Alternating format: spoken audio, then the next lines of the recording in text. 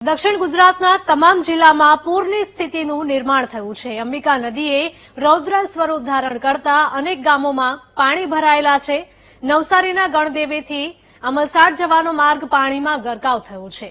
પૂરના કારણે અનેક નાના પુલ પર પાણી ફરી વળ્યા છે, તો અંબિકા નદીના રૌદ્ર સ્વરૂપમાં અનેક પુલનું ધોવાણ પણ થયું છે। તો હાલ અંબિકા નદીનું જળસ્તર ઘટ્યું છે, છતાં પણ નદી બે કાંઠે વહી રહી છે।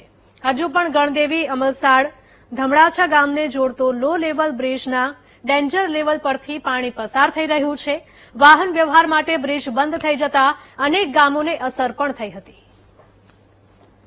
અંબિકા નદીના ઉપરવાસમાં જે રીતે ધોધમારથી મુસળધાર વરસાદ વરસ્યો અને તેના કારણે અંબિકા નદીનું જળસ્તર વધ્યું। સતત જળસ્તર વધવાને કારણે ક્યાંક પુલની સ્થિતિ પણ સર્જાઈ હતી। જે લો લેવલ બ્રિજો આવ્યા હતા તે પણ ગરકાવ થઈ ચૂક્યા હતા।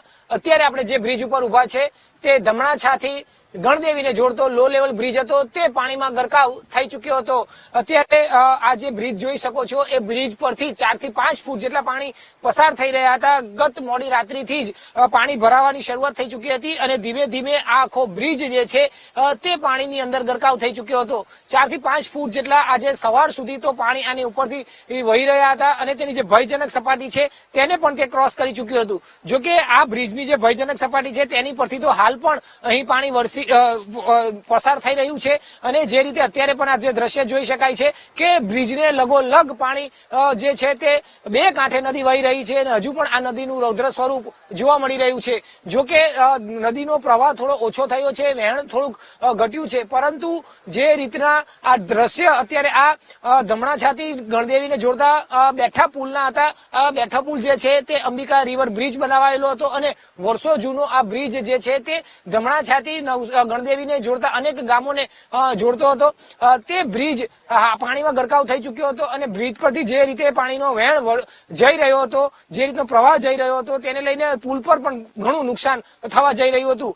પુલની બાજુમાં જે માપ પટ્ટી મૂકવામાં આવતી હોય છે કે પુલનું લેવલ કેટલું છે, પુલના લેવલ પરથી કેટલા મીટર પસાર થઈ રહ્યું છે, જેનો અંદાજ આવતો હોય છે કે અહીંથી પસાર થવું કેટલું અઘરું છે, કેટલું હિતાવહ છે, તે જે માપની મીટર મૂકવામાં આવ્યું હતું તે પણ તૂટી ગયું છે, જે અત્યારે જોઈ શકાય છે। સાથે સાથે બ્રિજની ઉપર અત્યારે જોઈ શકાય છે કે જે રીતે આ ધસમસતા વહેણની સાથે આવતો જેટલો પણ જાળી હતા, ઝાકડા હતા, જે તણાઈને આવી રહ્યું હતું તે અત્યારે આ બ્રિજ ઉપર અસ્તવ્યસ્ત હાલતમાં જોવા મળી રહ્યું છે। એટલે એક રીતે કહી શકાય તો કે અંબિકા નદી ગાંડી તૂર બની હતી, નીચાણવાળા વિસ્તારોમાં પાણી ભરાયા હતા અને જેટલા પણ ગામોને જોડતા પુલો છે, બેઠા પુલો છે, તે પાણીમાં ગરકાવ થઈ ચૂક્યા હતા અને તેને ભારે નુકસાન પણ થવા પામ્યું હતું। હાલ પણ આ ધમણાછાથી ગણદેવીને જોડતો આ જે મુખ્ય બેઠો પુલ હતો, જે ખૂબ જ મહત્વનો સાબિત થઈ રહ્યો હતો અને ખૂબ જ મહત્વનો એટલા માટે હતો કે અનેક ગામો જે છે તેને જોડતો હતો। અનેક ગામો નાના નાના જે ગામો છે તેનો મુખ્ય બ્રિજ હતો, તેની પરથી પાણી પસાર થતા તેમાં અનેક ગામોના સંપર્કો પણ તૂટ્યા હતા। તો જ્યારે પાણી ઓસર્યા ત્યારે પુલની સ્થિતિ પણ ખૂબ જ દયાવહ જોવા મળી હતી। કેમેરામેન સરજુ પારેખ સાથે ધ્રુવ સોમપુરા, વીટીવી ન્યૂઝ, નવસારી।